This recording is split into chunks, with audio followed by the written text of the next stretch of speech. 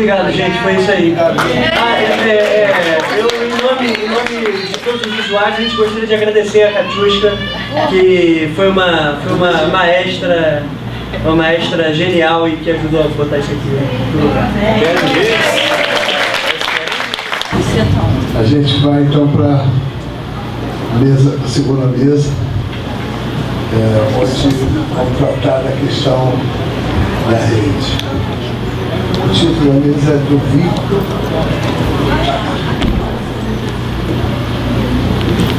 Vínculo gerando redes, fortalecendo projetos de recuperação.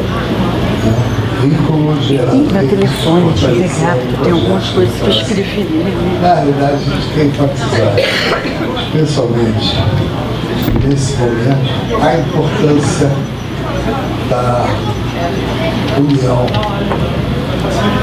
das pessoas em cima de projetos, da consciência de que as ações dependem muito desse passo. Nós vamos ter três pessoas falando aqui.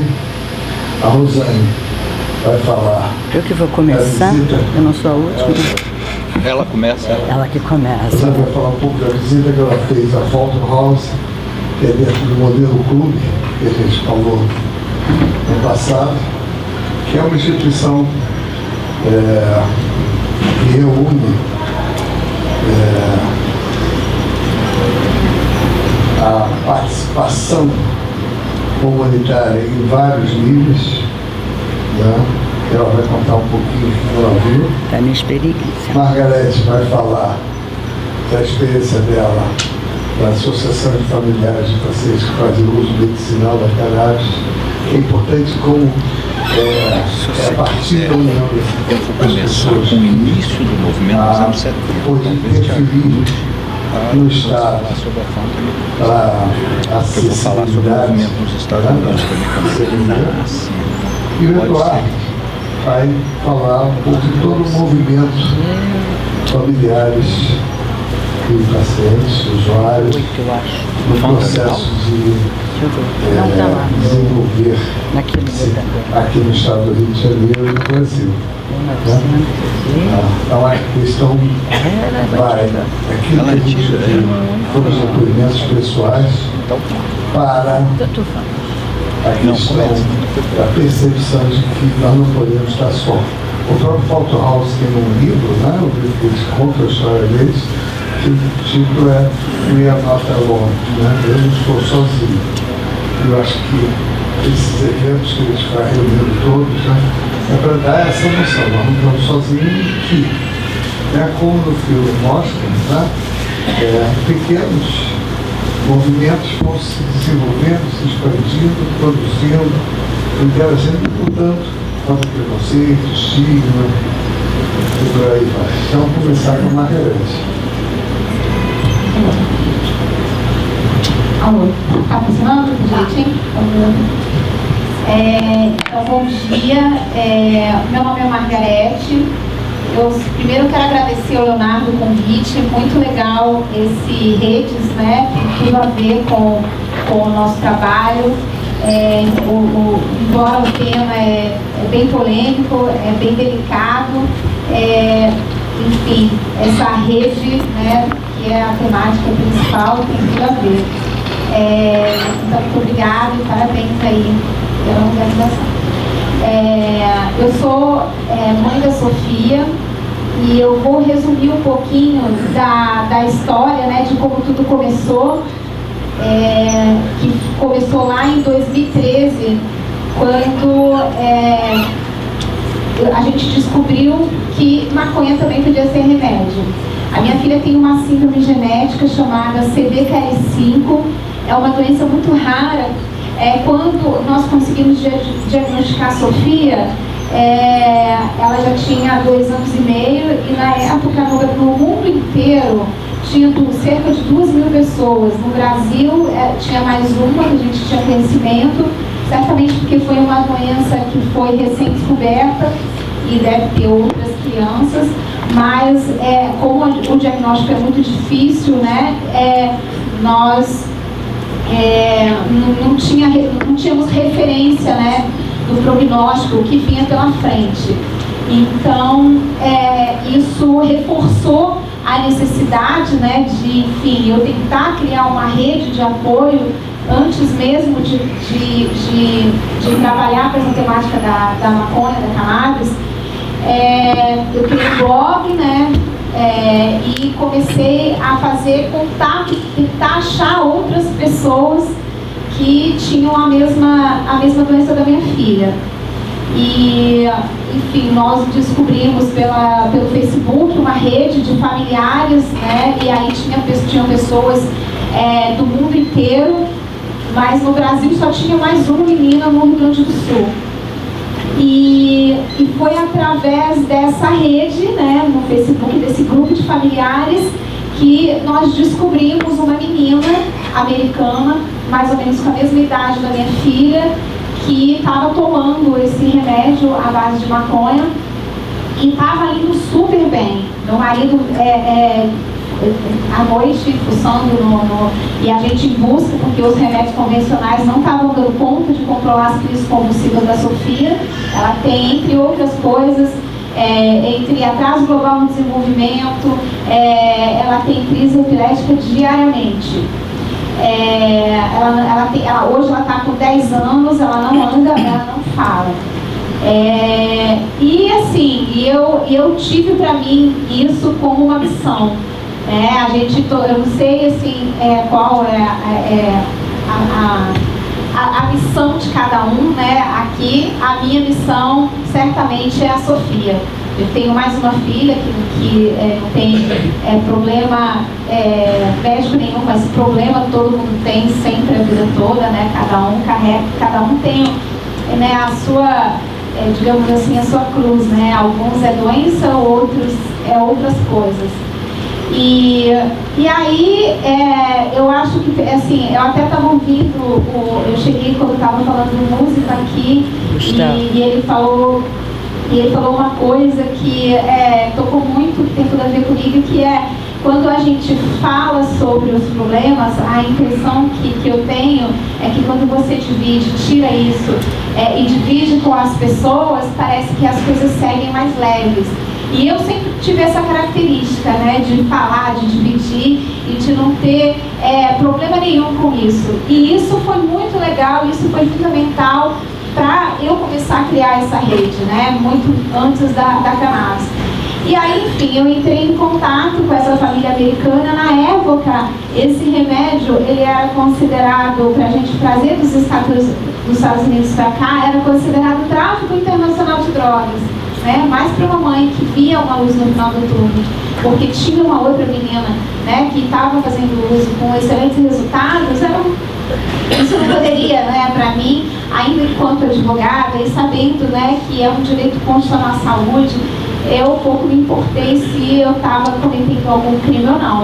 Eu de qualquer forma, trouxe, e nesses 10 dias que demorou para vir dos Estados Unidos até chegar na minha casa, eu comecei a entrar em contato com outras mães que tinha também criança com epilepsia de difícil controle. E essa comunicação nessa época foi algumas pessoas, né, se interessaram, outras acharam que eu era maluca. Como assim, você vai dar maconha para tua filha?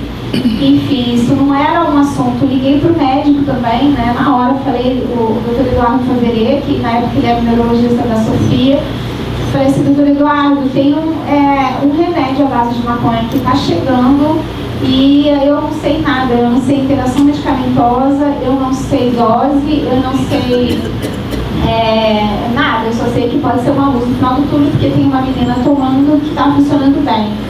E na época ele falou assim: Margarete, eu fiz uma parte da minha formação na Alemanha e eu me lembro que eu recebia alguns pacientes com epilepsia que diziam que faziam uso e que as convulsões, eles sentiam que as convulsões estavam controladas ou reduziam, mas eu não sei nada mais além disso, porque pelo fato da proibição, as pesquisas não não avançaram. Então a gente tem hoje em dia muito mais perguntas do que qualquer...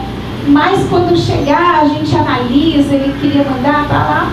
Aí eu falei, tá bom, então, óbvio que eu tinha pressa, não tinha esse tempo, né, e nem tinha laboratório na época no Brasil para analisar nada. Quando chegou, a primeira coisa que eu fiz foi entrar em contato com essa mãe para saber como é que ela fazia, né, e conversar com outras pessoas para saber a segurança disso, né. Então, assim, é sempre conversando, é sempre se relacionando que as coisas, né, foram acontecendo.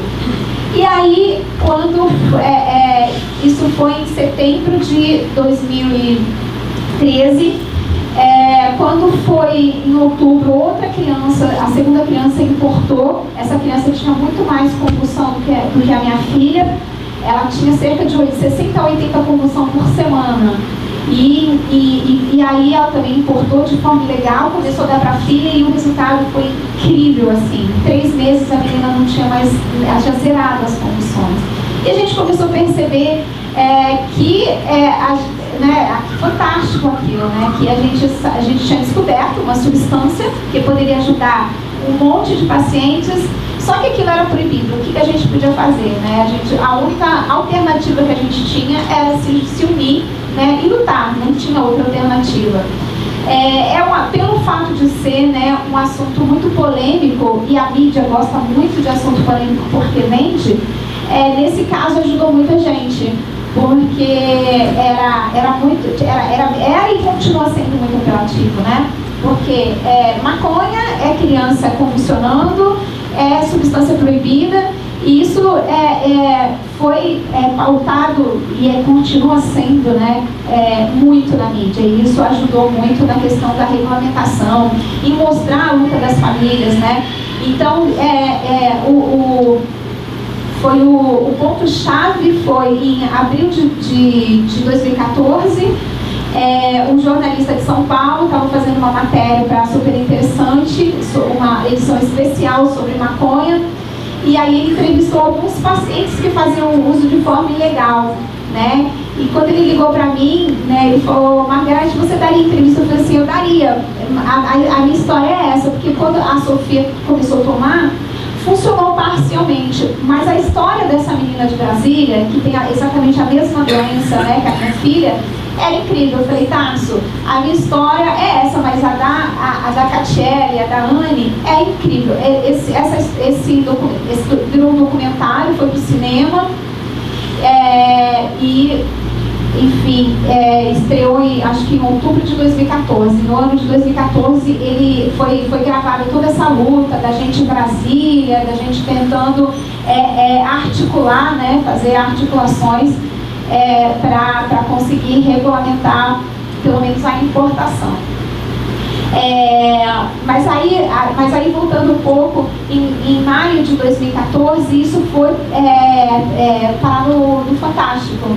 E aí, quando isso vai, né, para um programa como Fantástico, que tem uma audiência incrível, as pessoas ficam assim, né, desesperadas atrás, porque também querem, porque também tem necessidade, porque também precisam.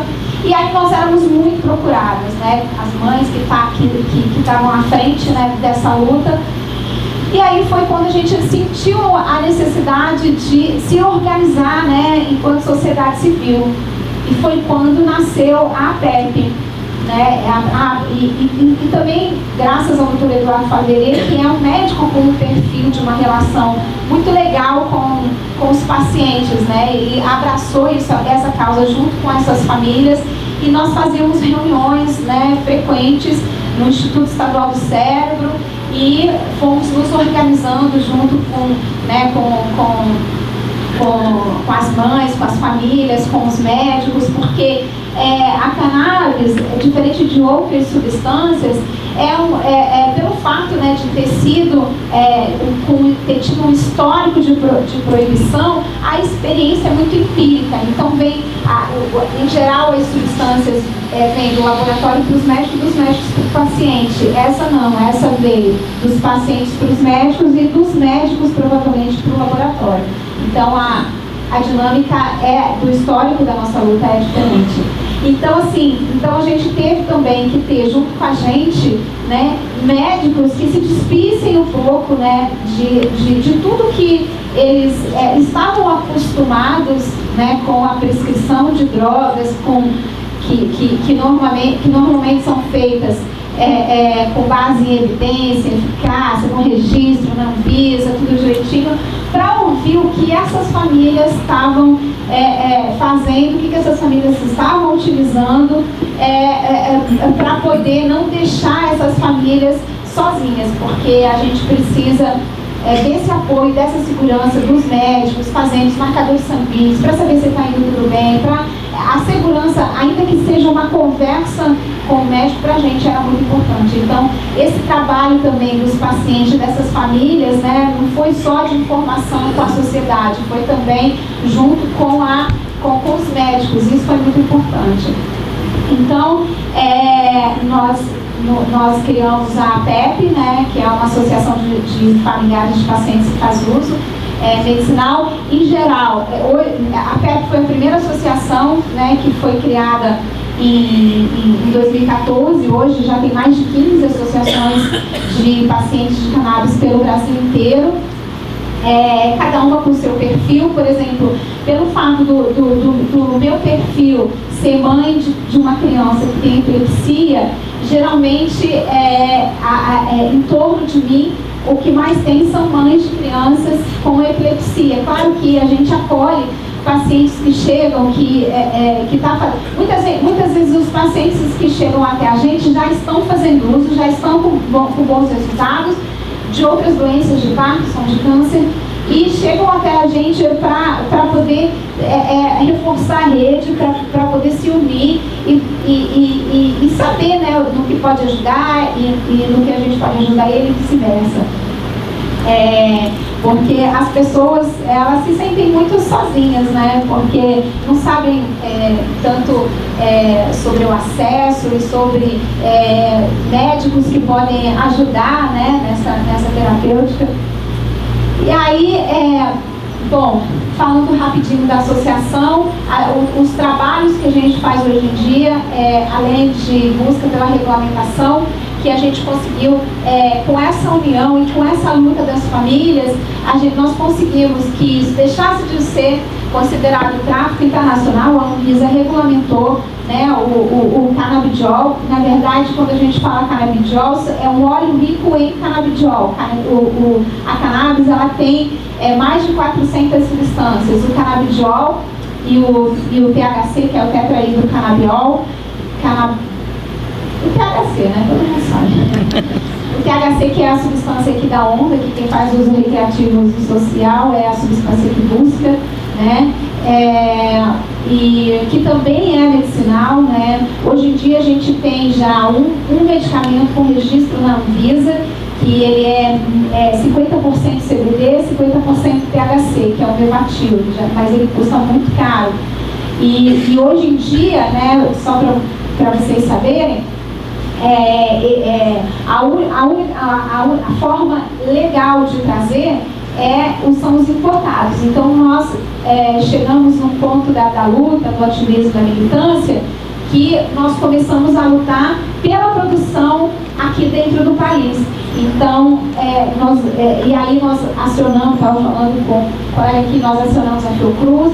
Então esse movimento de famílias, né, ele, junto com as associações, além de ter o apoio mútuo entre os pacientes, a gente também tem essa demanda que é muito necessária, né, com os órgãos, com os poderes, para demandar o acesso, para demandar a regulamentação, e tem sido super importante. A gente conseguiu, então, regulamentar o canabidiol, né, o óleo rico em CBD. Na verdade, não existe só canabidiol, não existe a substância isolada, é um óleo rico em canabidiol. Dentro desse óleo existe todas as outras substâncias, mas a substância que prepondera dentro desse é o CBD. E o THC, que hoje em dia, quem precisa do THC é uma substância que é mais utilizada para pessoas que têm dores, para pessoas que têm Parkinson, porque ele tem como que é o mecanismo de ação dele para ajudar a parar a espasticidade, enfim, e só para vocês entenderem, a gente tem dentro da gente um sistema chamado sistema endocannabinoide, porque até estava falando aqui, tem gente que fala que serve para tudo, serve para uma panaceia, serve para tudo, não serve para nada. É assim, é mais ou menos, porque a gente tem dentro da gente um sistema chamado endocannabinoide, que são receptores, né?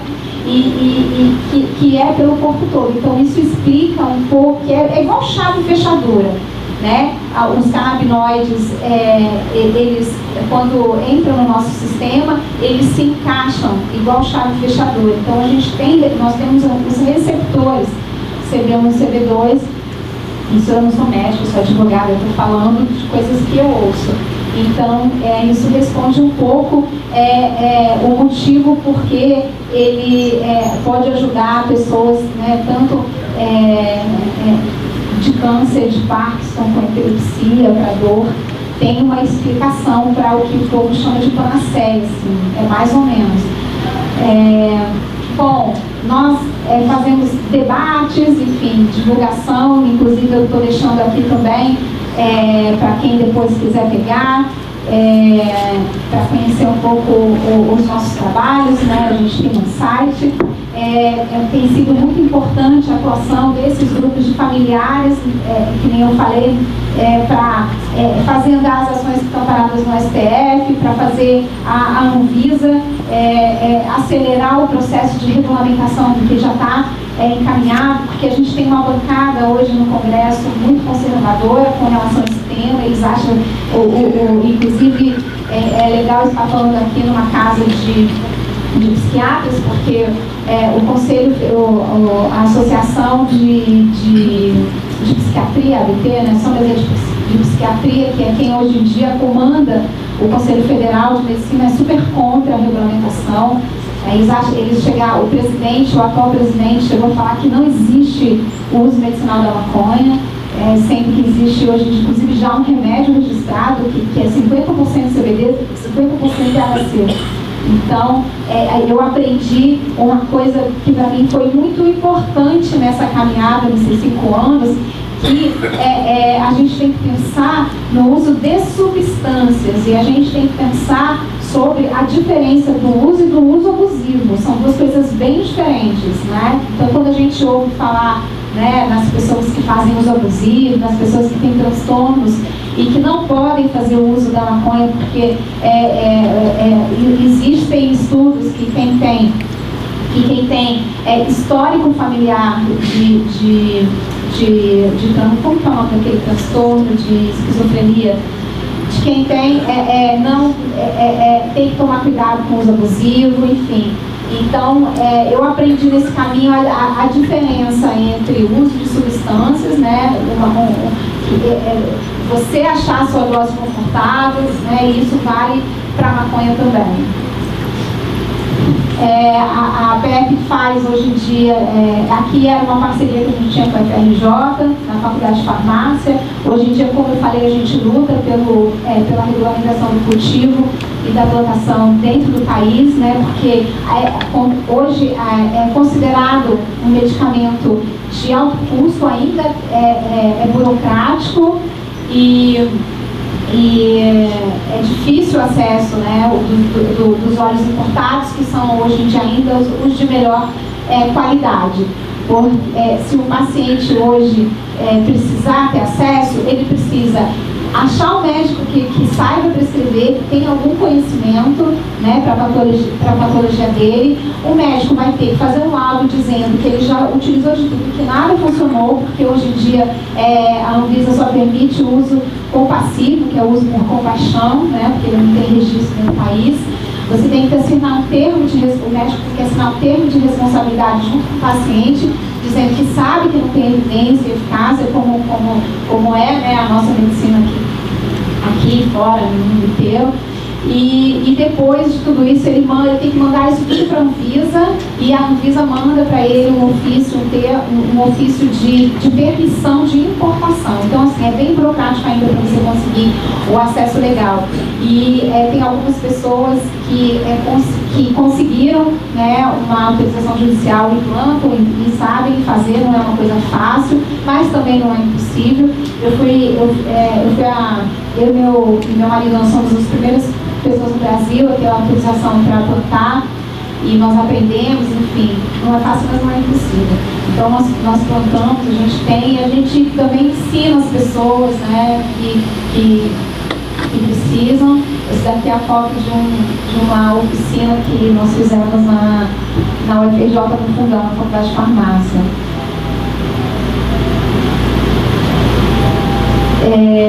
Enfim, não vou entrar aqui muito em detalhes de cultivo, acho que não é o caso. Isso daqui é uma foto da forma como a gente faz artesanal. A gente consegue fazer, a gente fez a dosagem para saber exatamente, né, o tipo de planta que a gente utiliza. A gente tem hoje a possibilidade de fazer a dosagem desses óleos feitos artesanalmente para a gente ajudar as pessoas que não conseguem pagar, o fato de ter esse alto custo, dessa burocracia. Então, hoje em dia, a Faculdade de Farmácia da FRJ faz a dosagem gratuitamente para as pessoas que optam por esse caminho de produzir a sua própria medicação. Enfim, esses são os prós e os contras do óleo artesanal e do óleo focado. E eu tenho mais quantos minutos? Alguém está mandando? Mais 5? Pode ser. Tá.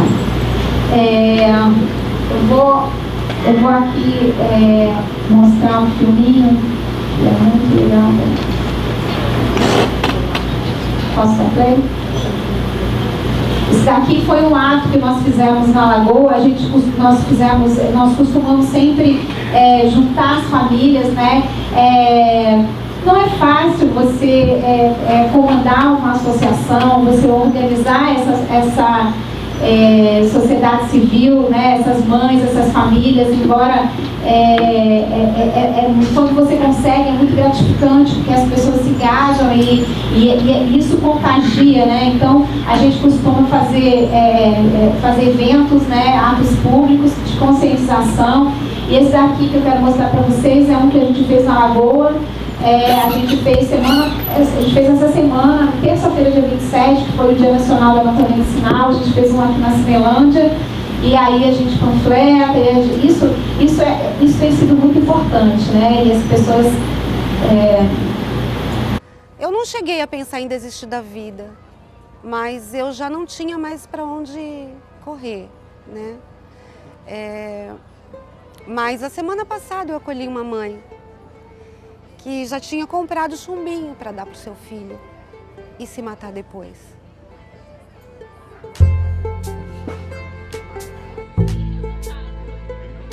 Isabela tem uma síndrome de Dravet, é uma epilepsia rara, né? A Tamires, ela tem epilepsia refratária. E um dia eu fui a um evento de doenças raras e conheci uma mãe chamada Aline, que era da PEP, que me indicou, que falou sobre a maconha. Para a Sofia é uma das substâncias que melhor funciona. Ela está sem as crises convulsivas, né? As crises generalizadas, há 1 ano e 7 meses. É um renascimento. Ele renasceu, eu renasci, ele está me vendo, eu estou me vendo. Melhorou o cognitivo dela, melhorou na fala, no andar. Ela frequenta a escola. Eu tenho pacientes com 6 meses sem nenhuma convulsão. Esse paciente, por exemplo, ele tinha 80 convulsões por dia. É essa medicina que está fazendo a diferença na vida dessa criança. Eu vi meu filho ontem à noite dormindo com o instrumentinho na cama dele, com apito e tudo, para trazer hoje para a batucada. Melhorou pra caramba, eu tô trabalhando. O que você faz na creche? Eu sou auxiliar de turma. Eu ajudo muitas coisas lá da creche e escola pequeninos.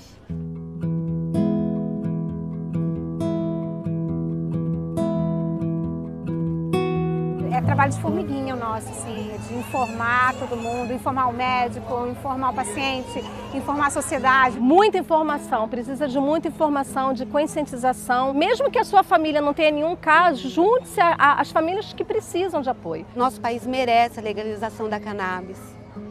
E só a união vai fazer isso acontecer mais rápido. Vamos todo mundo junto, que junto nós somos mais fortes.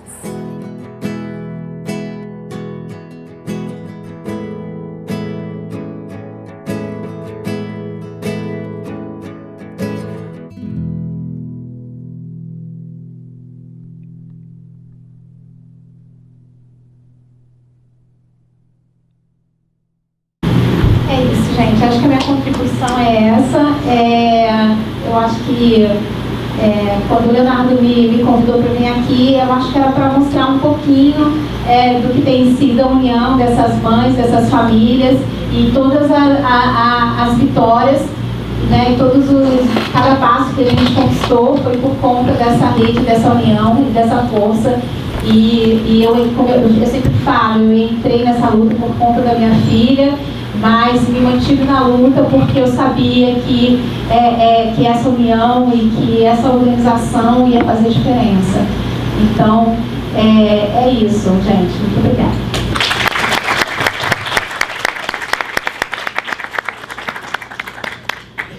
A Rosana então vai poder falar um pouquinho da experiência dela agora recente no Falcon House, que utiliza o modelo de casa clube com um modelo de,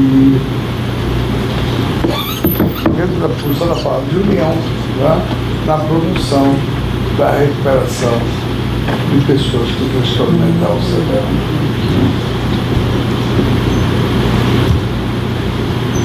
Bom, como eu sou a Rosane, né, já me apresentou. Aqui, ó. Tenho um irmão vulnerável, já frequentei o seminário, que foi muito bom para mim. Fala mais. Fez parte do grupo, o que também me ajudou bastante. Depois tive que, enfim, fazer uma reforma, estou que nem a Maria, me afastei um pouco. Agora estou tentando voltar e tentando trazer meu irmão de Petrópolis para o Rio, que tem sido uma missão difícil. Tive a experiência de conhecer a Fountain House através do Dr. Alexandre. Isso já foi a segunda visita que eu fiz. A primeira foi uma coisa bem informal. Cheguei lá, me receberam e apareci, fui recebida pelos membros, fiz um tour pela casa, aliás um tour até bem maior do que eu fiz dessa vez. E dessa vez eu fui mais para falar com o pessoal da administração. E, claro, é um programa que realmente o Dr. Alexandre, eu sei que é fã dele, e eu virei também super fã, e é uma coisa que, se a gente pudesse fazer no Brasil, seria muito legal.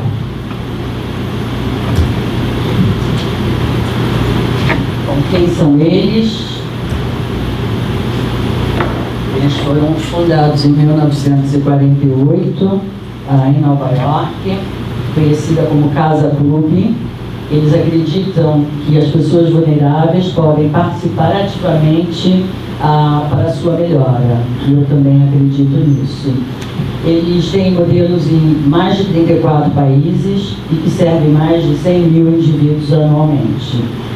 Os sócios da casa realizam todas as atividades, tais como advocacia, suporte administrativo, manutenção do imóvel e preparação da alimentação. A cultura da casa é de transformar vidas. Aqui é a recepção da casa, que é a parte administrativa. Esses dois indivíduos, está super bem vestido, e a moça de óculos, eles fizeram o meu primeiro tour. O rapaz que está bem vestido, ele é indiano. Ele chegou na casa, isso foi o depoimento que ele fez para mim, chegou na casa super debilitado, e quando eu cheguei lá, ele falou super bem. A gente via a forma que ele se vestia, o orgulho que ele tinha de trabalhar na casa e ser dentro da casa. É uma transformação de vida, né?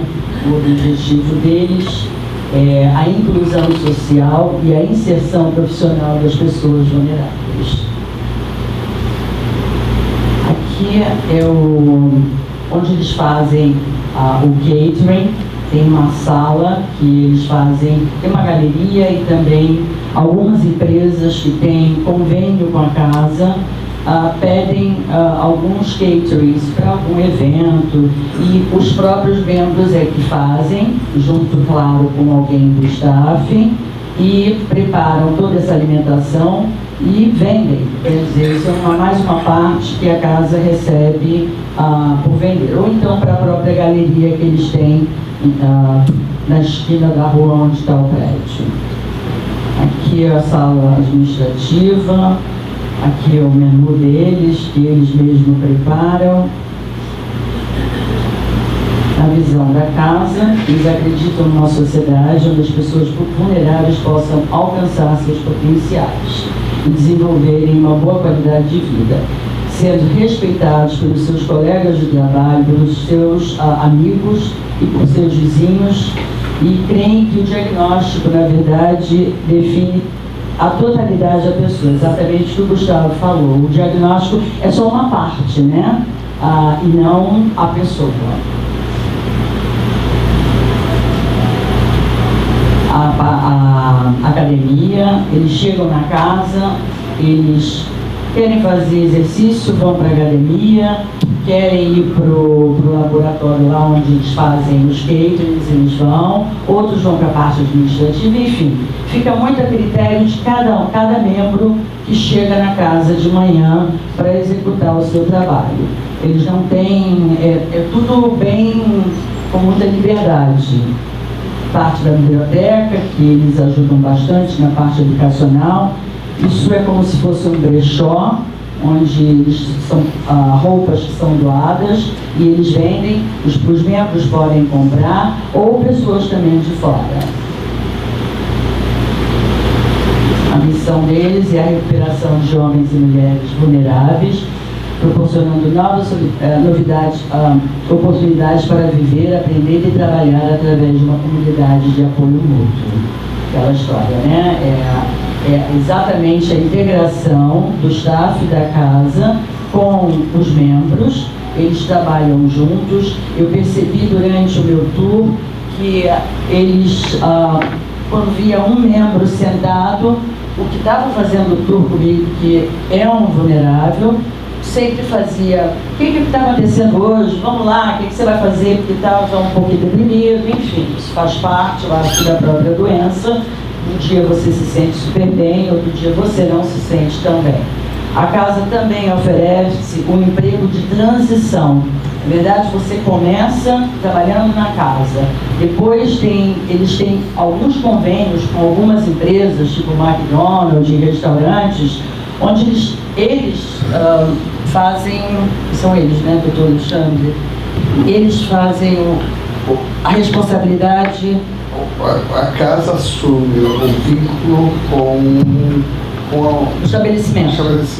Então, o estabelecimento vai ter a garantia de que o serviço vai ser prestado, independente por quem, e aí eles vão preparando os indivíduos a assumirem esse lugar.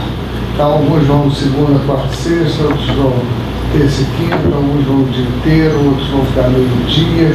E se por acaso não for ninguém, um técnico da casa irá no lugar. Ou seja, há um vínculo de prestação de serviços e de parceria entre a casa e a comunidade que está ali. Quer dizer, isso é o primeiro passo para o verdadeiro o emprego, é o chamado emprego temporário, tá? Que vai se atualizando, se formando até ele ter o emprego dele.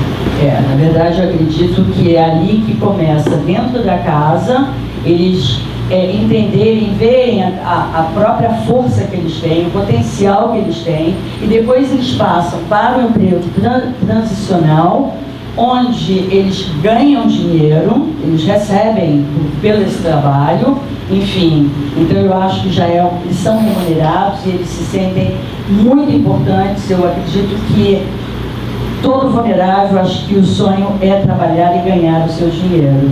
Então a casa prepara exatamente para isso, onde eles possam mostrar a força e o potencial que eles têm.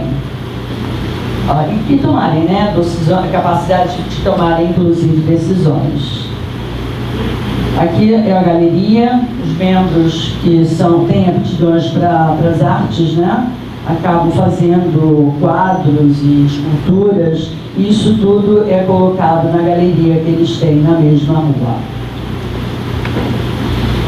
Bom, essa foi a minha primeira visita. A moça, ela estava fazendo o tour junto comigo, e os dois fizeram o tour, são vulneráveis, prestavam serviços dentro da casa, e você conversa naturalmente e vê o orgulho que eles têm de trabalharem lá e dizerem como eles chegaram e como eles estão. E aqui foi o Cyrus também, parte da casa, membro da casa, uma pessoa assim muito especial. Ele hoje faz palestras para algumas casas que seguem o programa da Fountain House. Ele já esteve na África do Sul, na Inglaterra, só fazendo palestra. Ele tem uma fala espetacular, eu fiquei super impressionada. E, enfim, eu acho que esse é o modelo que eu fui apresentada, e cada vez que eu visito virou assim uma cachaça. Quando eu tenho oportunidade de viajar, eu sempre tento visitar.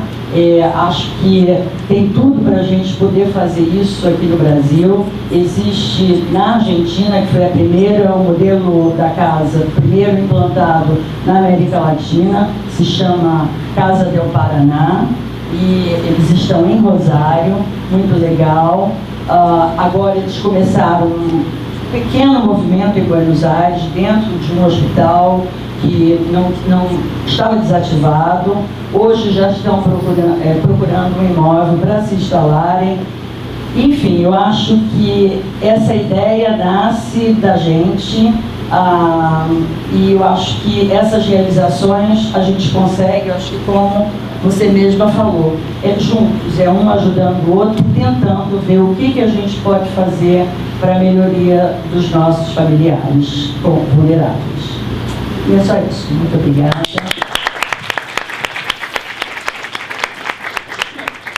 E o Eduardo vai fechar a mesa de hoje contando um pouco dos movimentos de familiares, usuários, pacientes, aqui no estado do Rio de Janeiro, no Brasil. Um pouco dessa história. Você me pediu história oral, história. Eu tinha outra fala, mas eu me falou da história, então está pronto. Aí a importância disso é que, de alguma maneira, a gente tem trabalhado muito como juntos a gente vai lidando com dificuldades do nosso cotidiano. Né? Esses grupos que a gente construiu aqui pela cidade, eles trabalham muito com o que nós estamos vivendo. Né? Mas, na realidade, isso não significa que seja tudo. Como o Gustavo disse, remédio é uma parte, precisa de outras ações eficazes. E há uma série de outras questões que precisam de mais união, de mais consciência, né? Para que a gente possa lidar com um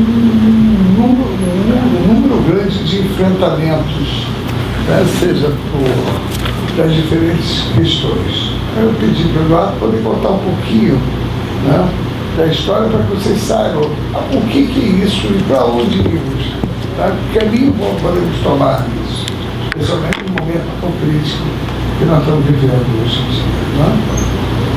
Então, primeiro agradecer o convite do Alexandre e Leonardo para participar do evento. Eu sou psicólogo, cientista político, sou professor aposentado aqui da Escola de Serviço Social, da UFRJ, e desenvolvo esse projeto Transversões, que é um projeto de pesquisa e de extensão de atividades de extensão universitária, e a gente vem trabalhando com esse tema desde 95. E vamos lá. Eu prefiro contar essa história por meio de narrativa. Peraí, deixa eu ver se... Não, só ver. Tem uma parte da história que eu abri o documento aqui errado, mas eu vou contar primeiro o seguinte. A gente gosta muito de narrativa pessoal, né?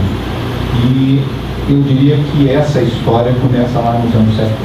Eu fui militante social durante a ditadura e a base desse trabalho de organização dos familiares e dos usuários, ele não está só na minha experiência de fora, está no Brasil.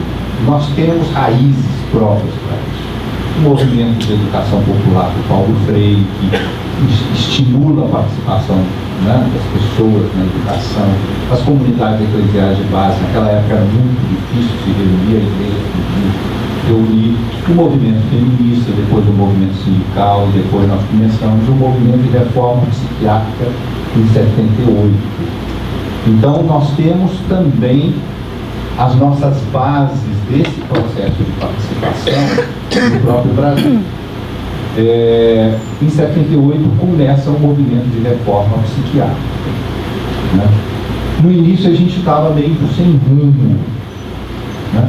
E adotamos o movimento da psiquiatria preventiva norte-americana, criamos, vamos dizer, uma mini equipe nos postos de saúde de periferia, experimentamos isso, mas vimos que ali as pessoas com transtorno mais severo, elas acabavam sendo tratadas, porque na equipe era psicólogo, assistente social e médico.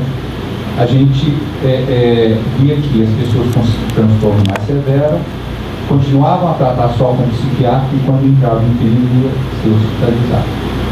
Enquanto as pessoas com transtorno mais leve começavam então a preencher a agenda do psicólogo, que reproduzia o consultório na periferia, e o assistente social trabalhando mais com a questão de benefício, etc. E isso nos fez, em 87, criar o movimento antimanicomial. O movimento, ele adotou a proposta da reforma psiquiátrica italiana, que é ir gradualmente substituindo os hospitais por serviços abertos na comunidade. Isso foi em 87. Né? Foi em 87. Nesse ano eu fui fazer o meu doutorado na Inglaterra e aí eu tive contato com o movimento de usuários de lá. E aí eu vi que desde os anos 70 os usuários na Inglaterra estavam muito bem organizados e a principal base era essa experiência de grupo de ajuda mútua. E eles tinham ONGs que apoiavam. Por exemplo, essa ONG Minds, ela está aqui, vocês podem abrir o site, né? É o mind.org.uk. Foi fundado em 72 e uma das coisas que me impressionou é que nessa época, em 87, quando eu cheguei lá, eles já tinham mais de 100 cartilhas de educação para esses grupos. Essa é uma cartilha típica dos benefícios sociais para as pessoas com transtorno mental, e eles tinham mais de 100 dessas cartilhas que eram discutidas nos grupos de ajuda mútua. E tinham todo um movimento de reivindicação, etc, etc. E eu fiquei muito impressionado, porque no Brasil nós não tínhamos essa experiência de ter familiares organizados e ao mesmo tempo de usuários. Nos Estados Unidos, eles geraram, então, e na Europa do Norte também, uma perspectiva, inclusive, até radical, no sentido seguinte: vamos desenvolver serviços que são providos só pelos usuários, pelas lideranças dos usuários. E eles conseguiram financiamento para isso. E criaram, então, por exemplo, a Judy Chandler lançou esse livro por nós próprios, em 77, e numa perspectiva que a gente chama de autonomista radical. Eles só não conseguiram criar nos Estados Unidos serviços de emergência, que aí precisa de médico, etc, etc, e aí eles não conseguiram servir, mas tem vários ONGs, e a Fountain House é uma delas anterior, né, nessa linha. Na Europa, você tem uma certa divisão cultural. Eu diria que no sul, na Itália e na Espanha ou nos países latinos, nós temos mais associações de familiares. E na Europa do Norte, por uma influência talvez mais da cultura protestante, que é mais individualista, etc., eles têm um movimento de usuários.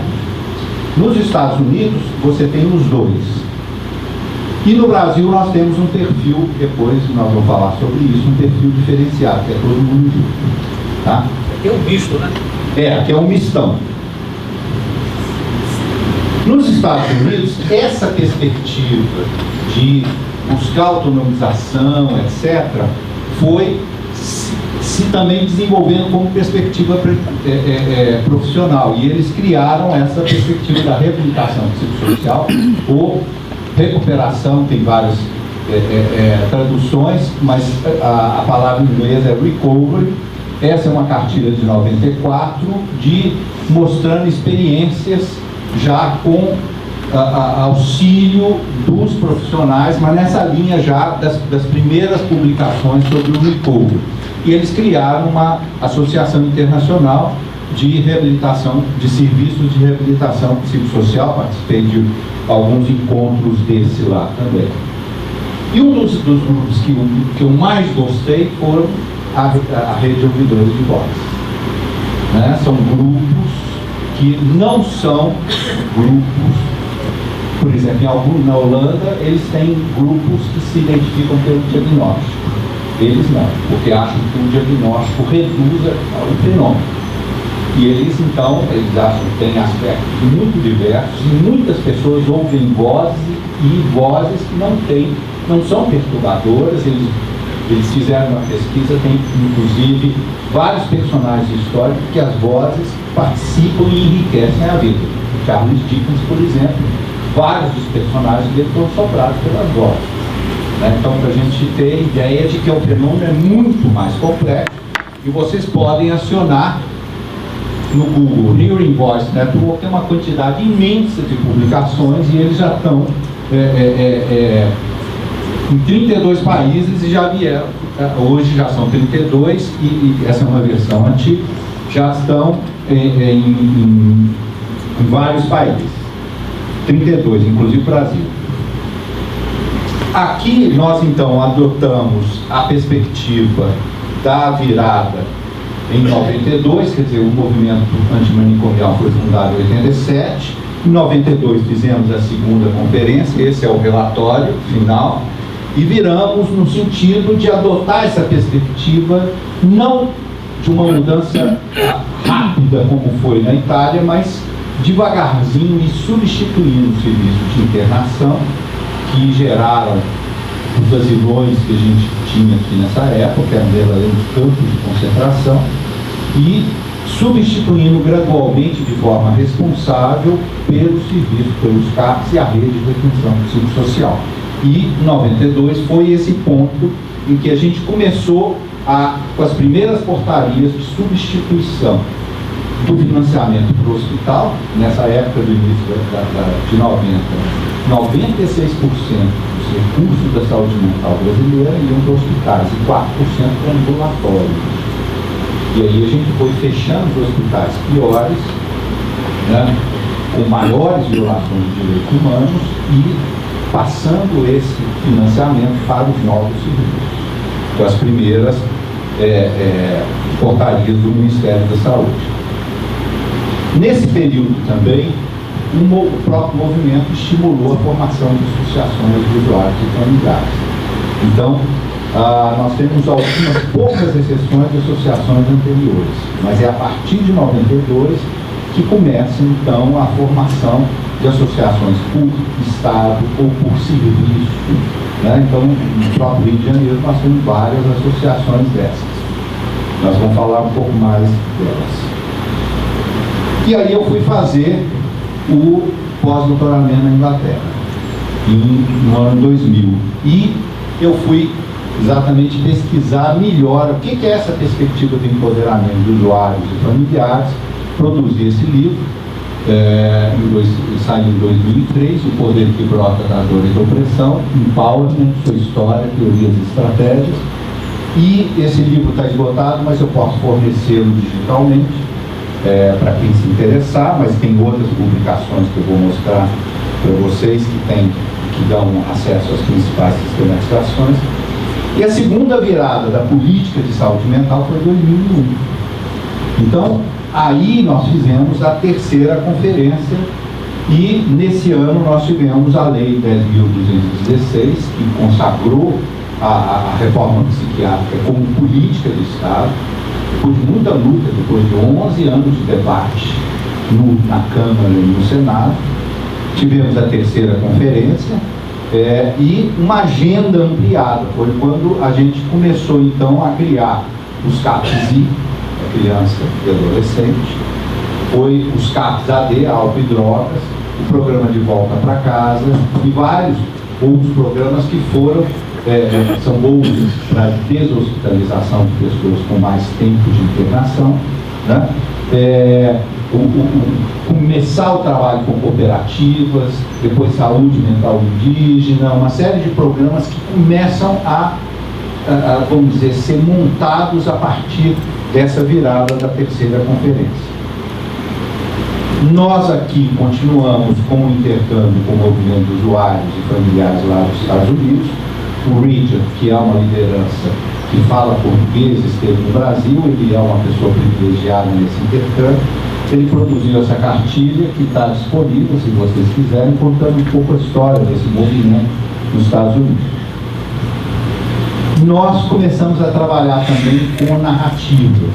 Narrativas é um dispositivo que eles usam muito de fazer isso que vocês fizeram oralmente, contar essa história e isso ser divulgado, né, com alguns cuidados básicos, tem que ter alguns cuidados básicos em relação a nomes, a preservar a família, etc. E produzimos esse livro, Reinventando a Vida, narrativa de recuperação e convivência com transtorno, está disponível. Mas é um instrumento muito importante, porque essas narrativas são discutidas nos grupos, pedaços delas são discutidos na rede de atenção psicossocial, e elas são um instrumento muito importante de valorizar a primeira pessoa, porque vocês fazem esse depoimento em primeira pessoa, e isso é retomar o lugar de sujeito da frase, o sujeito da ação, né? Que é diferente de ser paciente, passivo, esperando o tratamento. Então, e ao mesmo tempo de você contar a sua história e integrar essa história que é muito fragmentada e integrar os momentos mais difíceis. E é também um momento, a narrativa é um instrumento muito grande de denúncia também. Por exemplo, para nós, na terceira conferência, aquela narrativa do Carrano, que ele publicou em livro, virou aquele filme Bicho de Sete Cabeças, em 2000. Quem viu o filme aqui? Vale a pena, quem não viu, veja, que é um filme importante. Ganhou muitos prêmios, inclusive, foi muito bem produzido, e ele nos ajudou, inclusive, a aprovar a lei de 2001. Tá? Então a narrativa, ela não é só esse instrumento da gente falar aqui, mas também registrar essa história e divulgar essas histórias. Depois fizemos uma pesquisa também sobre as associações. Nós temos, essa pesquisa foi feita em 2004, está publicada nesse livro, que é uma coletânea. A maior parte do perfil das nossas associações são mistas, tem familiares, usuários e os amigos e profissionais. A maior parte delas, principalmente nas grandes cidades, dependem muito dos serviços, dependem do profissional militante, e normalmente com uma infraestrutura organizacional e financeira muito frágil, né? O resultado está publicado em artigo e nesse livro aí. Tem hipóteses para essa fragilidade, eu não vou discutir, há algumas exceções, particularmente associações ligadas à classe média, por exemplo, a associação dos autistas, muito forte, dos deficientes, e agora né? Essa história também dos usuários de cannabis medicinal tem um protagonismo muito importante. A maior parte, e algumas associações em cidades do interior, em que todo mundo participa do serviço, etc. Então, normalmente, nós encontramos também algumas associações, cidades médias do interior. Por exemplo, Blumenau, Ipatinga, tá? A associação, por exemplo, em Santa Maria, no Rio Grande do Sul, a Parnaíba, no Piauí. Então, eu vou lembrando aqui algumas associações que são muito fortes, por exemplo, em São Bernardo, a gente tem, em Santo André, também na região de São Paulo, tá? E nós, então, começamos a desenvolver, a partir de 2008, está fazendo 10 anos agora, vai sair, inclusive, um vídeo que eu vou passar para o Alexandre para ele divulgar também esse trabalho, que são os grupos de ajuda mútua. Como você desenvolve, nós implementamos isso com o apoio do Ministério da Saúde e depois de alguns anos sistematizamos nessas duas publicações aqui que estão disponíveis, vou passar para vocês, estão disponíveis para fazer o download na internet. É só pegar o título, tem o manual e a cartilha, e vocês podem fazer o download pela internet, tá bom? Elas têm desenhos, estão em linguagem bem facinha, e esse programa já virou um programa municipal. Nós temos CAPs, alguns CAPs têm familiares que a gente chama agora de trabalhadores de suporte de pares. São familiares que são profissionais hoje da rede, recebem salário e que desenvolvem essas atividades, grupos de ajuda mútua, como vocês fazem, dentro dos CAPs ou fora deles. A gente recomenda, inclusive, que a maior parte desses grupos sejam desenvolvidos fora dos CAPs. Nós temos, o João está ali, ele participa também, né, das nossas reuniões. Nós temos um grupo mensal aqui, que é um grupo de formação de facilitadores, aqui no Pinel, sempre no segunda sexta-feira de cada mês, às 2h30, às 14h30, aqui no terceiro andar do Pinel. E está aberto, os grupos estão abertos à participação de quem quiser também. E nós funcionamos, nós temos eles visam o acolhimento, apoio emocional, despertar esperança, vocês conhecem bem essa experiência aqui no Interlagos, né? Empoderamento, autonomia crescente, fazer novos amigos, companheiros, troca de informação sobre as experiências de lidar, desenvolver suporte mútuo, as pessoas se ligam, dão apoio fora da reunião, vão a atividades sociais juntas, atividades culturais, vão a fazer passeios no final de semana e vão lutar contra a discriminação, defesa de direito e participar também na militância, no controle social, né? no Conselho de Saúde Distrital, Municipal, e na militância também na sociedade, e particularmente no movimento antimanicomial. Muitos dos nossos usuários estão em familiares, participam dos eventos e da luta antimanicomial. Para nós, o grupo de ajuda mútua, ele é uma base importante, tanto para os familiares, nos nossos grupos a gente funciona um pouco separado no primeiro momento, mas temos reuniões conjuntas. A gente acha que para os familiares é um pouco diferente da experiência de vocês têm as duas, né, na verdade. A gente acha que certas experiências dos familiares você precisa de uma certa cumplicidade para poder explicitar, então nós criamos um grupo separado de usuários, mas nós fazemos reuniões conjuntas também.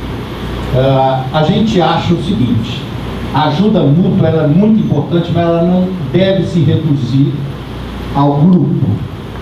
Ela ajuda no cuidado de si, desenvolver isso, vocês falaram muito bem aqui, né? No maior cuidado de si, inclusive para os próprios familiares também, né? Aprender a se cuidar, dar tempo, poder saber descansar, porque se você também não fizer esse investimento em você, rompe, inclusive, o risco de você entrar em esgotamento e parar e não poder cuidar mais, né?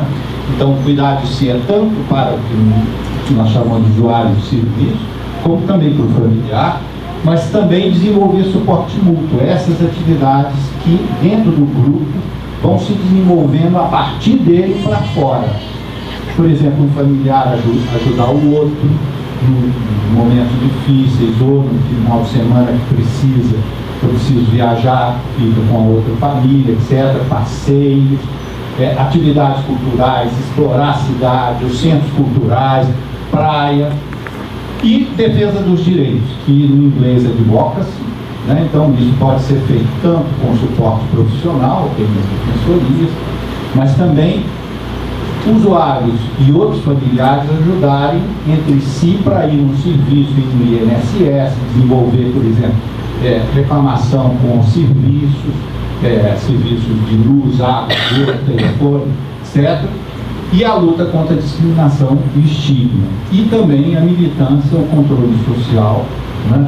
Então, nós achamos, na nossa concepção, que o grupo de ajuda mútua ele é muito importante. Mas ele também, qualquer usuário, desde que não esteja em crise aberta, ele pode participar. Mas nós achamos que é a base para também desenvolver essas outras formas de ativismo, né?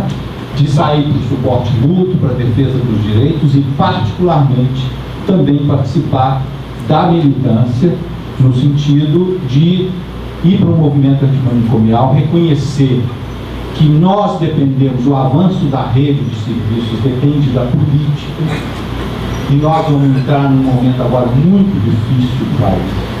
Não só de crise fiscal, que nós já estamos nela, mas agora de um conservadorismo que não vai valorizar a diversidade, não vai investir nos serviços de atenção psicossocial e está começando a tirar dinheiro dos serviços de atenção psicossocial para internação tradicional, as comunidades terapêuticas e internação de longo prazo. Os velhos manicômios vão voltar, né? Então, para nós, o ativismo no grupo de ajuda mútua ele é muito importante, mas nós temos tentado estimular que, e a gente vai mostrando isso no dia a dia, que a ajuda mútua é a base, mas nós temos que partir para essa coisa mais ampla. Eu já tenho 23 minutos. Eu paro por aqui. Eu queria só mostrar para vocês, nós desenvolvemos também um manual de direitos e deveres dos usuários, com legislação, etc. Está disponível também na internet, é só vocês tirarem a foto, depois faz o download, foi publicado em 2014. Há projetos também da política oficial de saúde mental que são importantes, que são os projetos de economia solidária, que vem da política de economia solidária de 2005, muito ligada a cooperativas, etc., etc. E os últimos dados oficiais disponíveis são de 2012, nós tínhamos 660 empreendimentos associados à saúde mental no Brasil inteiro. Os pontos de cultura também são projetos importantes, são do Ministério da Cultura, eles estão ligados a ações de produção de arte e cultura em formato flexível, você não precisa ter nem um local específico, né? Você pode ter reuniões em outros estabelecimentos. Por exemplo, no Rio de Janeiro nós temos 2 blocos de carnaval, Loucura Suburbana e Itapiranga, Pirapiru, que se constituíram como ponto de cultura, né? Nos últimos dados oficiais, que depois nessa crise não foram produzidos, nós tínhamos 2.500 ações em 1.122 cidades. Normalmente o Ministério da Cultura abre o edital e aí você inscreve e recebe financiamento para esse, né? Então, é isso aí. A gente vai estar aberto para isso e eu espero ter correspondido a demanda de vocês para dar um certo look, né, nessa história e nessa luta que é bem mais ampla. é da ajuda mútua, mas é também ter um olhar mais na sua vida. Muito obrigado.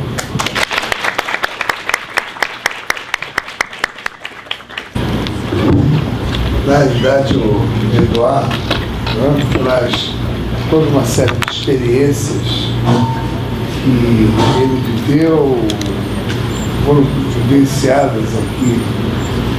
Chegou um momento que a gente está, da qual o Entrelaços faz parte, da qual o projeto Professores faz parte, da qual o projeto parceiro. O Familiares Parceiros do Cuidado faz parte também. Vai ter um evento agora. Vai ter na semana que vem vai ter são dois ou três dias do seminário no próprio PUB. Né? Nesse processo de conscientização da união, né? da necessidade dessa integração das ações no campo da saúde mental, da influência da própria evolução, né? Da clínica, né? De alguma forma, o Eduardo traz uma série de questões que são de âmbito geral, né? Da luta contra o estigma, e da busca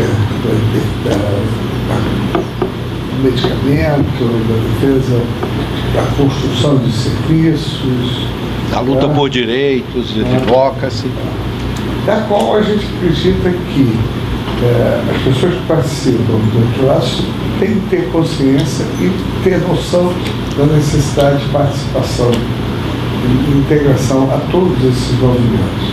A gente tem uma certa ação clínica, né? Quer dizer, que é a questão dos grupos psicoeducacionais, do método de solução de problemas, que dá para cada um voltar e trocar essas experiências, né?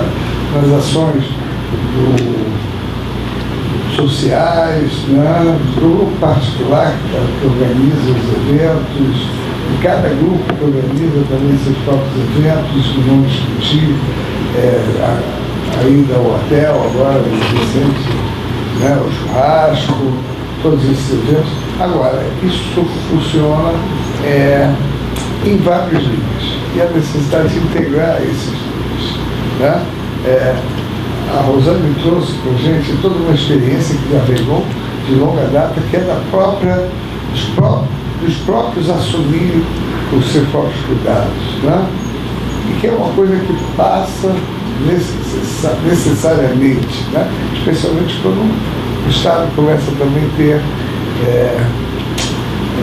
começa a falir de maneira geral, né? Particularmente no Rio de Janeiro, né? Onde a gente há algum tempo não tem Estado também, né? Não tem governo, e essa é a mensagem que a gente quer passar no dia de hoje, né? Eu ia fazer uma fala, mas a gente resolveu que eu vou abrir perguntas, pelo menos durante 5 a 10 minutos para os interessantes. Eu faço parte com muita felicidade, orgulho, satisfação do Entrelaços. E semana que vem vai ser uma semana assim, bastante movimentada na área da saúde mental. Dia 5, quarta-feira, acontece a frente parlamentar em defesa da reforma psiquiátrica.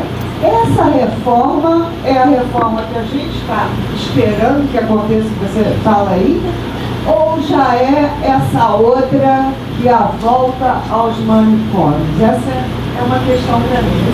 A outra é que no dia 6 e no dia 7 também da próxima semana,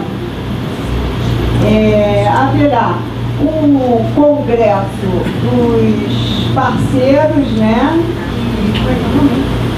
Familiares Parceiros do Cuidado. Isso. E não só, né? Como também na Defensoria Pública vai acontecer também um evento, também no dia 6 e no dia 7. Eu queria que vocês falassem um pouquinho sobre isso. Na Defensoria vai ser um seminário, no dia 6 é só à noite, com cinema, que vai passar um filme, ter um debate, e depois no dia 7 é o dia inteiro. Obrigada. Bom dia, meu nome é Maria da Glória, estou aqui convidada pela Rosane e para mim está sendo uma agradável surpresa, porque eu não conhecia nada desse grupo. E há alguns anos que eu batalho, busco, procuro, enfim, esse tipo de organização. Eu sou familiar, né? Mas a minha pergunta é bem específica. Vocês têm conhecimento de algum grupo voltado para irmãos e irmãs de pessoas com vulnerabilidade? Acho que há aí uma especificidade muito importante que a gente deve levantar. Eu trago aqui essa questão para levantar essa preocupação dos irmãos e irmãs.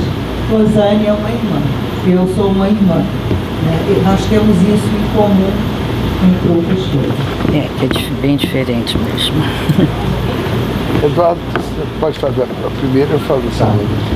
A primeira, a Carmen colocou no dia 5, na verdade, foi criada agora, e ela tem toda a razão de se preocupar, foi criada no âmbito federal uma frente parlamentar para apoiar essa nova política de saúde mental que é manicomial.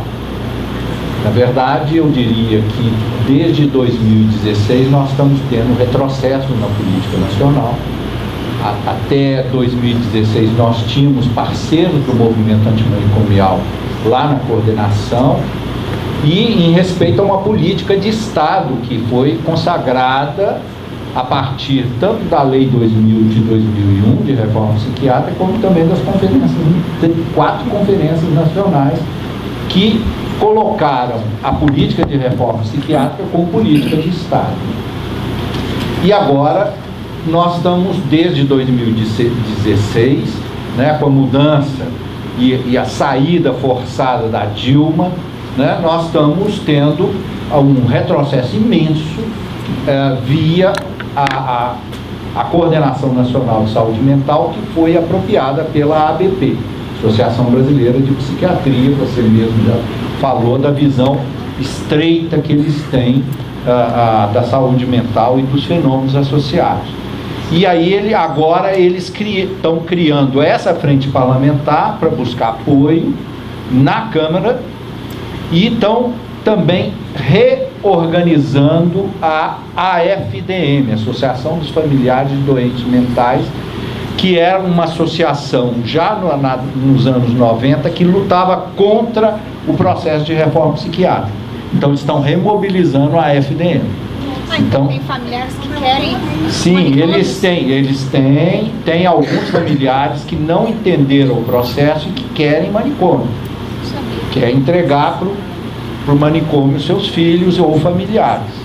Tá? Então, fiquem atentos porque já estão mobilizando para formar uma nova diretoria da AFDM. Agora, essa outra frente parlamentar, ela foi criada em 2016 aqui na Alerj.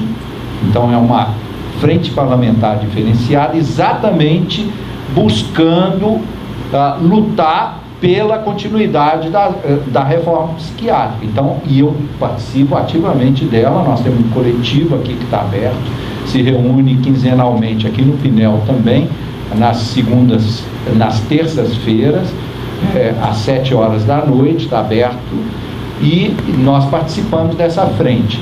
Essa frente parlamentar, ela é um instrumento importante. Nós temos realizado lutas importantes. Por exemplo, nós criamos só esse ano, fizemos um pacto para não implementar no Estado do Rio de Janeiro as mudanças e as portarias que a Coordenação Nacional soltou. Fizemos uma plataforma eleitoral para orientar políticos, candidatos, tanto nos vários níveis, nas nossas lutas. Essa plataforma teve adesão de vários candidatos, alguns foram eleitos, inclusive, vão manter essa luta tanto lá no governo federal. E agora temos algumas frentes aí. Uma delas vai ser a gente começar a discutir algo que eu queria chamar a atenção de vocês, que é a Lei Brasileira de Inclusão. O que é isso? Em 2007, a ONU soltou uma Convenção dos Direitos das Pessoas com Deficiência, e que inclui também o conceito que eles usam, inclusive não é o conceito de deficiência, é o conceito disability, ou seja, qualquer impedimento mais contínuo e permanente na vida, inclui o transtorno.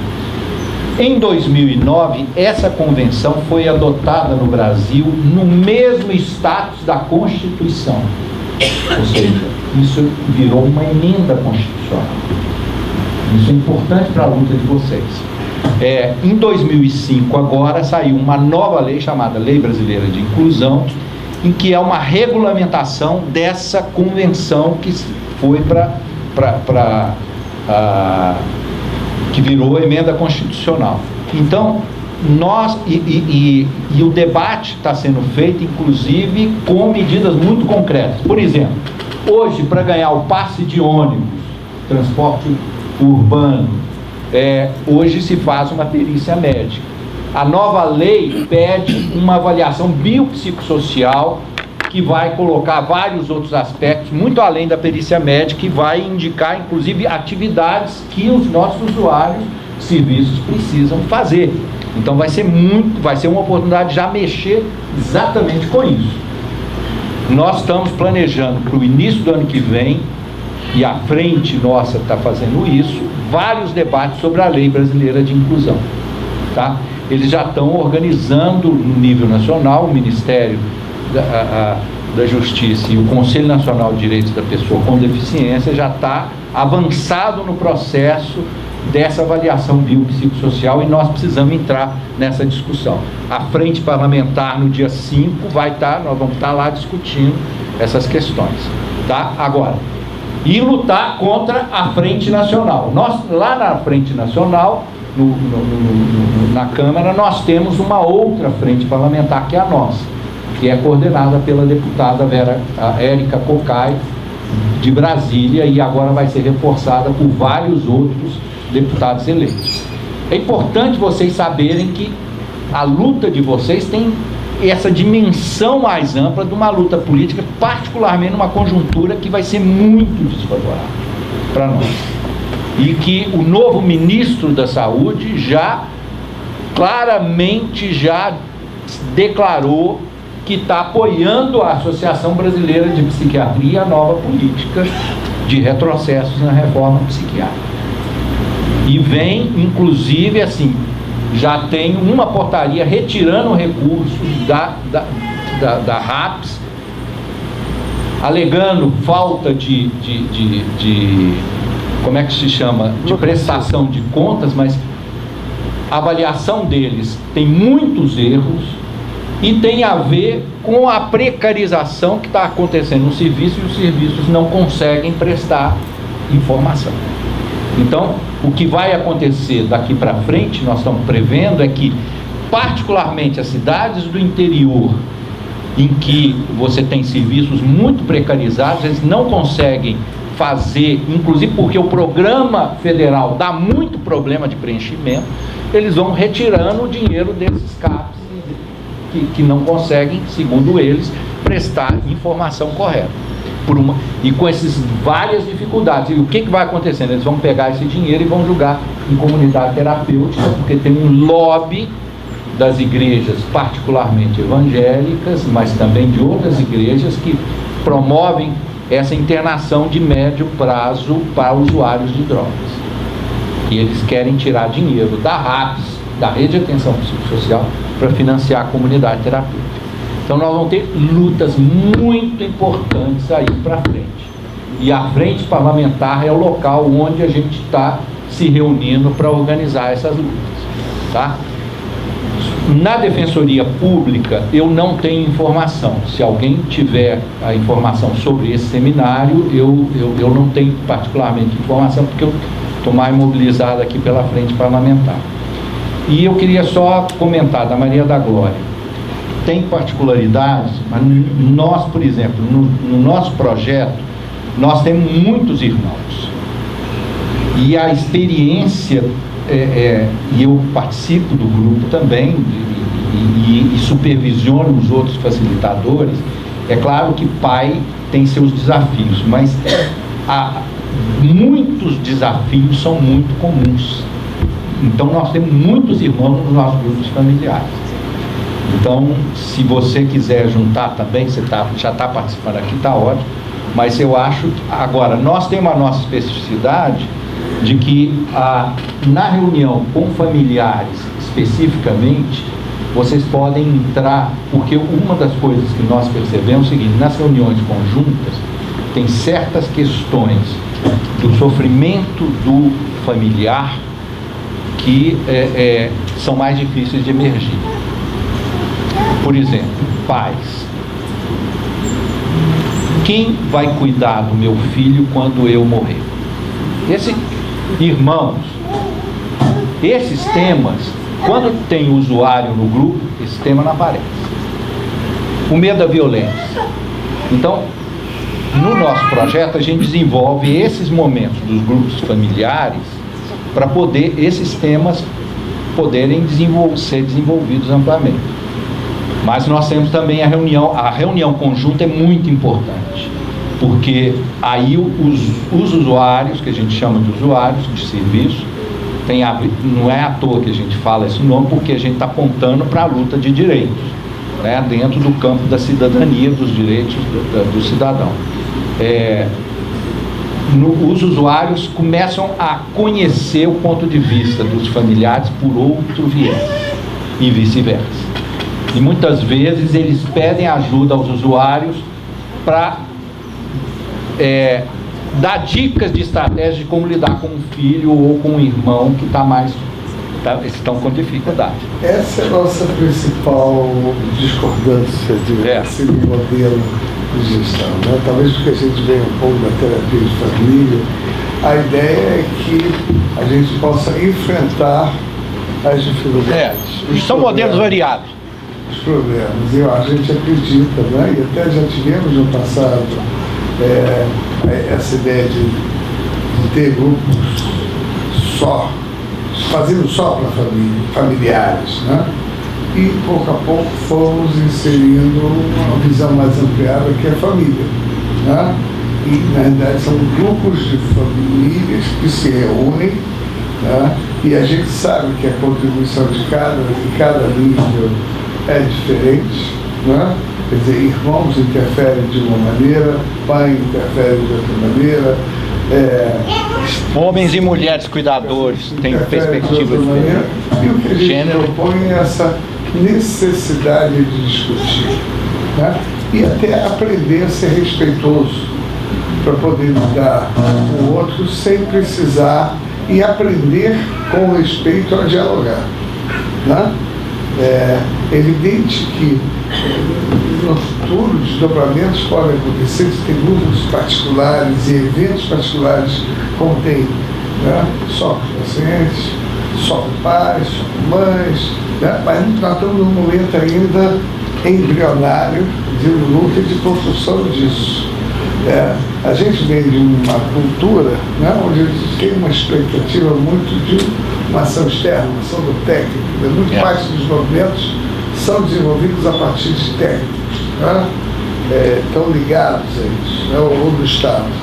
A gente aqui particularmente tenta responsabilizar, né, a todos pela possibilidade no futuro, da recuperação.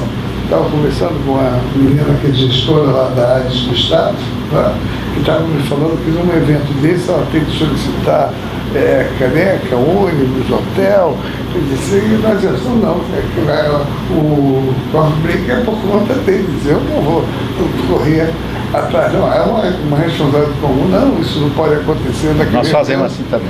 Não, quer dizer, a coisa só vai acontecer, e vai acontecer, e a gente sabe o resultado disso por uma ação conjunta. né?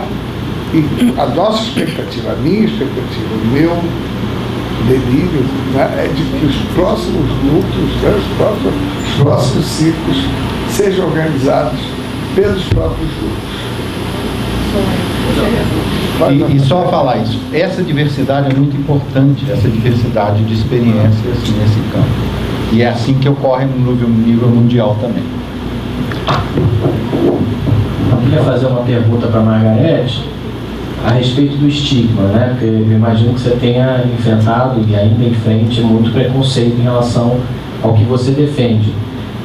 No nosso caso também, né? Existe um preconceito muito grande contra o transtorno mental e muitos familiares acabam se desmobilizando porque não querem se expor, não querem expor o seu familiar. E eu queria que você falasse um pouquinho como é que foi esse enfrentamento do estigma, como foi e como está sendo. Então, a gente percebe que nesse tema de maconha é muito o preconceito das pessoas, obviamente, não sei se outros temas também assim, mas é muito com relação à falta de informação. Quando você começa a levar informação para as pessoas, o preconceito começa a reduzir. Então, a gente combate o preconceito com informação. E quanto mais desconhecimento, e quanto mais no subúrbio, nas comunidades, as pessoas não têm acesso à informação, o preconceito é maior. Eu sou uma pessoa privilegiada, porque eu moro aqui na Zona Sul, eu tenho, no meu círculo de amizades, a questão da maconha nunca foi um bicho de sete cabeças, até fazendo uma relação com o filme.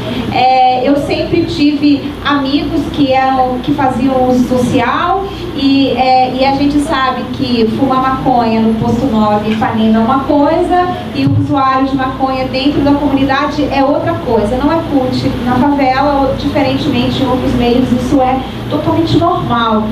Então, assim, a gente acaba combatendo, né, o preconceito exatamente com isso, mostrando depoimentos. Eu acho que quando vem, né, e é muito legal porque é um assunto que as pessoas se apaixonam de uma forma muito rápida, né, porque com depoimento de famílias, de mães, de pacientes, que você vê que é uma coisa extremamente verdadeira, é muito difícil, né, principalmente quando se diz respeito ao uso medicinal, né, uso terapêutico, isso, e também, né, a nomenclatura também é uma coisa bem importante, né, porque eu canso de receber mensagens de jovens que acham que fazem uso social, mas naquela substância ele encontra conforto. Então a gente chama aquilo de uso terapêutico, sim. Muitas vezes o jovem, a gente acha, né? Então aí ele sofre muito. Eu fico com o coração partido, porque são jovens que muitas vezes são inclusive expulsos de casa, são médicos totalmente preconceituosos, que já recebi depoimento de familiares sendo expulsos de consultórios, porque o médico não aceita nem conversar. São médicos muitas vezes que desistem do paciente porque acham que eles não têm a humildade de sentar para estudar e para ler, para se aprofundar no assunto. Eles preferem não tratar o paciente. Então, assim, ainda é muito complicado, né, nesse tema. Ele é carregado de muito preconceito. Então, a gente orienta sempre as pessoas, né, vai lá, busca um artigo científico com relação à sua patologia, leva para o médico, fala com cuidado, mostra a outras pessoas. Então, assim, é isso, com informação, com o preconceito e o combate com informação. Eu sou do Verão da Lata, tipo, 20 e poucos anos. Verão da Lata, navio, jogou maconha na Praia de Ipanema. Hoje, qual é a visão que eu tenho da minha ignorância? Tem a marcha da maconha e tem o lado de vocês. Então a sociedade tinha, não sei se estou falando errado, tinha que separar isso. Esse preconceito vem disso. É maconha. É um debate. Tem a marcha da maconha e tem você na Lagoa.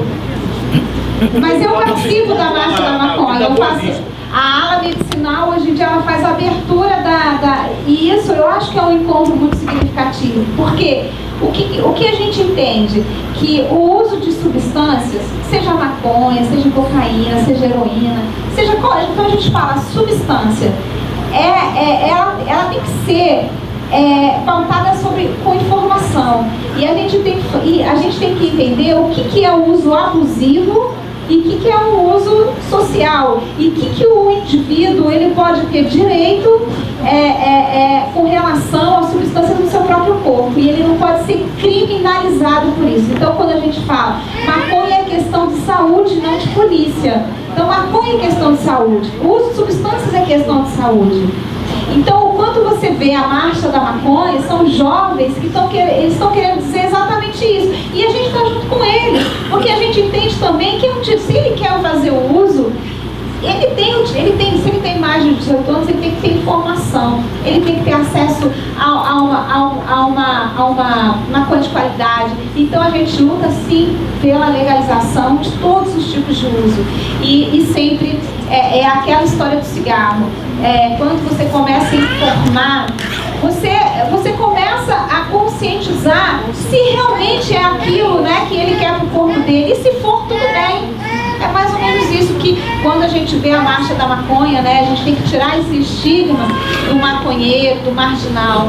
A gente tem que acabar com o vínculo, por exemplo, daquela maconha prensada no morro, cheio de arma, onde a proibição, ela causa muito mais morte, muito mais violência, né, do que a própria substância. Nunca ninguém morreu de overdose.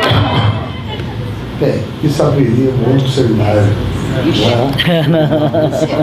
Eu tenho o maior prazer em organizar. Até para ele jogar, quer dizer que tem pessoas que também não podem fumar, né? Com certeza, sem dúvida. Só no show do Pink Floyd ou dos Beatles. Eu estou liberado para essas duas ocasiões. Então, e essas pessoas que não podem usar, elas têm que ser informadas e não sofrer, né, um preconceito, e não sofrer uma discriminação. Ela tem que ser informada. Então, por isso que eu falo, é questão de informação. Bem, agradecer vocês, agradecer a todos que estão aqui, agradecer a todos os participantes, né, que estão aqui ao longo desse tempo, a Olga, o Elias, o Leonardo, a Silvana, que não pôde aqui hoje, porque o filho ficou doente, né? E agora a gente tem o sarau, organizado especialmente para o dia de hoje.